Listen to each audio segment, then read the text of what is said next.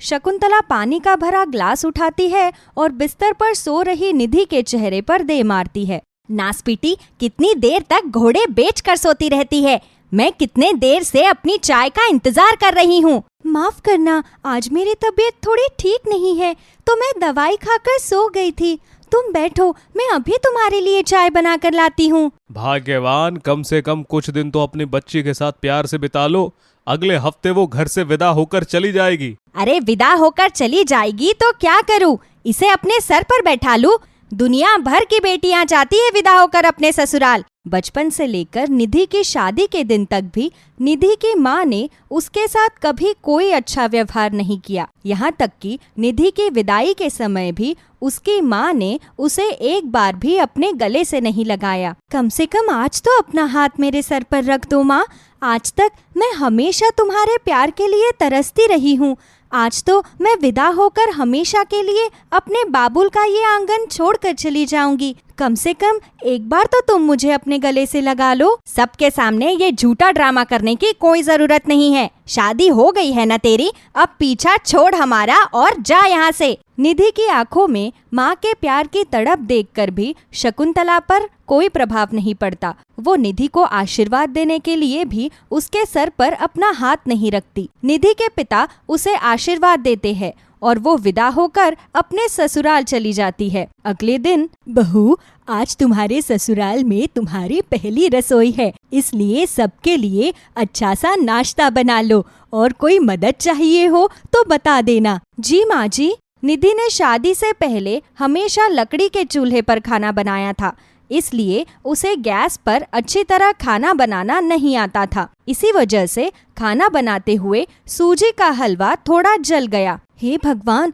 ये मेरी पहली ही रसोई में मुझसे ये कैसी गड़बड़ हो गई? माँ जी को पता चला कि मैंने अपनी पहली ही रसोई में हलवा जला दिया है तो मुझ पर बहुत गुस्सा करेंगी। निधि पहले से ही डरी हुई होती है कि तभी उसकी सास भी किचन में आ जाती है। अरे बहू, ये जलने की बदबू कहाँ से आ रही है?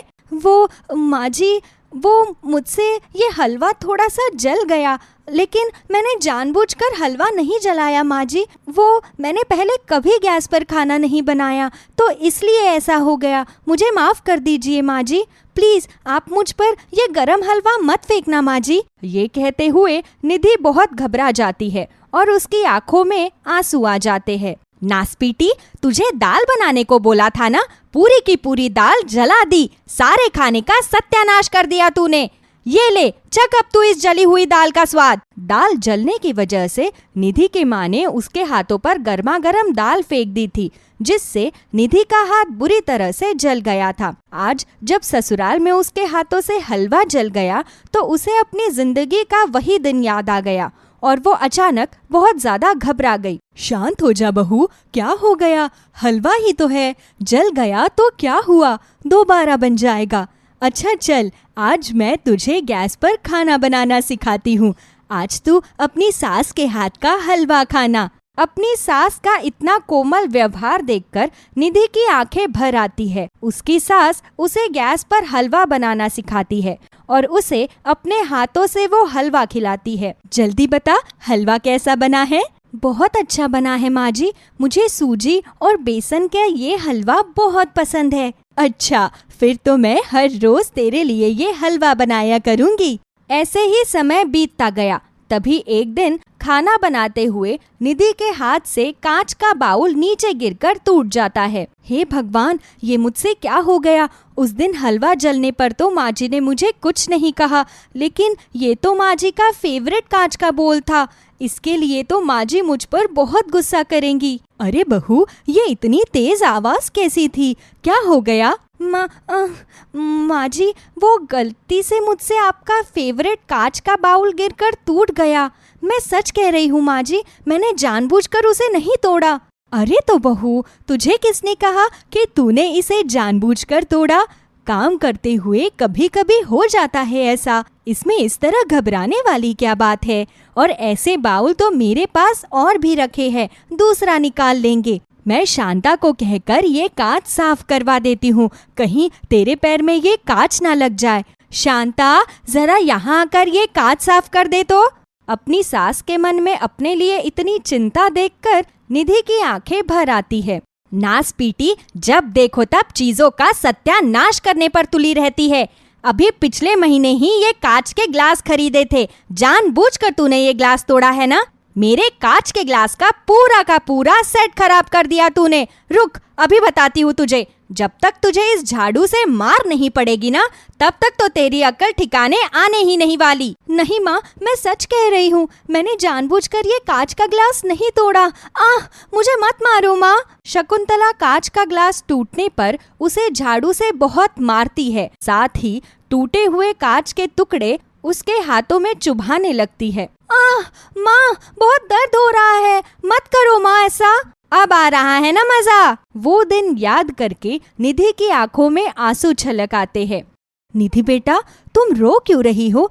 कहीं तुम्हारे पैर में कांच तो नहीं चुभ गया ना? नहीं माँ जी, बस कुछ नहीं। ऐसे ही समय बीतता है। तभी कुछ दिनों बाद कपड़े धोते वक्त पानी की वजह से बाथरूम में निधि का पैर फिसल जाता है और उसके पैर में चोट लग जाती है। मना किया था न तुझे कपड़े धोने से, मेरी एक भी बात नहीं सुनती है तू। कल काम वाली आकर अपने आप कपड़े धो लेती, अब लगवा ली न चोट पैरों में। हे भगवान, कैसे सूज गया है तेरा पैर। मैं अभी डॉक्टर को बुलाती हूँ। नहीं माँ जी, डॉक्टर को बुलाने की कोई जरूरत नहीं है। गर्म पानी से सिकाई करूँगी तो थोड़े दिन में अपने आप ठीक हो जाऊंगी। चुप कर तू, इतनी सूजन में भी डॉक्टर को बुलाने से मना कर रही है।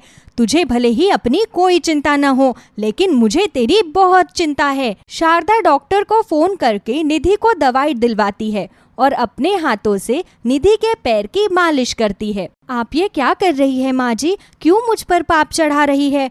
प्लीज आप मेरे पैरों को हाथ मत लगाइए। आप मेरी सासू माँ है, मुझे तो आपके पैर दबाकर आपकी सेवा करनी चाहिए और उल्टा यहाँ पर आप मेरी सेवा कर रही है।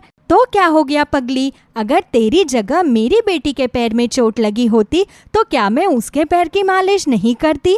मेरे लिए तो बिल्कुल मेरी बेटी जैसी ही है, इसलिए मैं जो कर रही हूँ मुझे करने दे और चुपचाप दवाई लेकर आराम से सो जा। अपनी सास शारदा की ये बातें सुनकर निधि की आंखें भर आती है। क्या हुआ बेटा, पैर में ज्यादा दर्द हो रहा है क्या? नहीं माँ जी। तो फिर इस तरह तेरी आंखें क्यों भर आई? कुछ नहीं माँ जी, वो बस कुछ याद आ गया। मेरा हाथ बहुत जोर से जल गई। अरे क्यों सुबह सुबह चिल्लाकर मेरे सर में दर्द कर रही है? माँ, यहाँ पानी पर मेरा पैर फिसल गया, हाथ में बहुत दर्द हो रहा है। मैं अच्छी तरह से जानती हूँ, ये सब तेरे काम न करने के बहाने हैं। चुपचाप उठकर ये सारे कपड़े धो। अगर 1 घंटे में तूने ये सारे कपड़े धोकर नहीं सुखाए ना, तो मैं तुझे बताऊंगी कि हाथ में दर्द कैसे होता है। इसी थापी से मार मार कर तेरे हाथ तोड़ दूंगी मैं। अरे बेटा चुप हो जा, अगर तू इस तरह रोएगी तो तुझे देखकर मेरी आंखों में भी आंसू आ जाएंगे। नहीं माँ जी, मैं नहीं चाहती कि मेरी वजह से कभी आपकी आंखों में आंसू आए।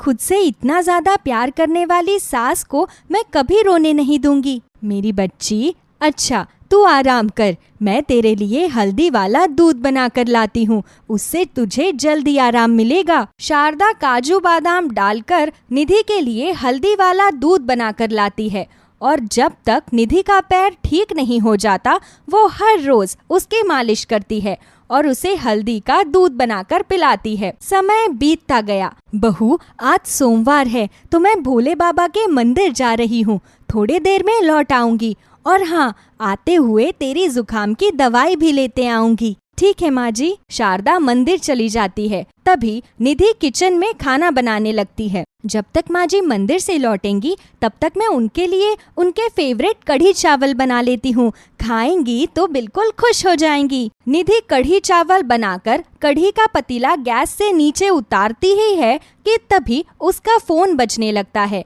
और निधि का सारा ध्यान किचन से हटकर फोन पर चला जाता है। जल्दबाजी में उसके दिमाग से गैस बंद करने की बात निकल ही जाती है। वो हॉल में फोन उठाने जाती है, तब तक रसोई में लगे पर्दे से वो आग पूरी किचन में फैल जाती है।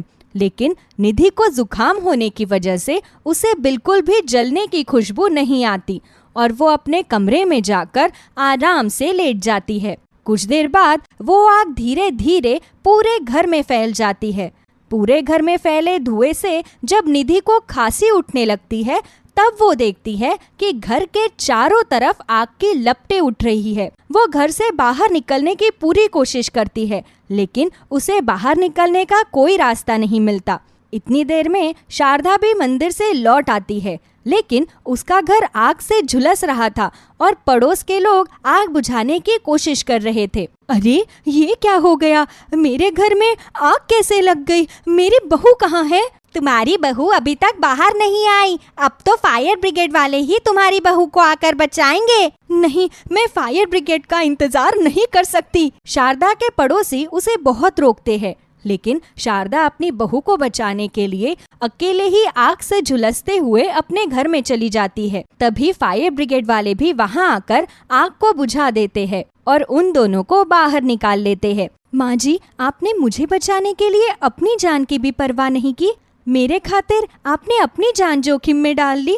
मेरी सौतेली माँ ने तो कभी मुझे एक माँ का प्यार भी नहीं दिया, लेकिन आपने मेरी सास होकर भी हमेशा मुझे माँ से बढ़कर प्यार किया। इतना कहकर निधि अपने सास के गले से लग जाती है। निधि को भले ही प्यार करने वाली माँ ना सही, पर माँ से ज्यादा चाहने वाली सास जरूर मिल जाती है।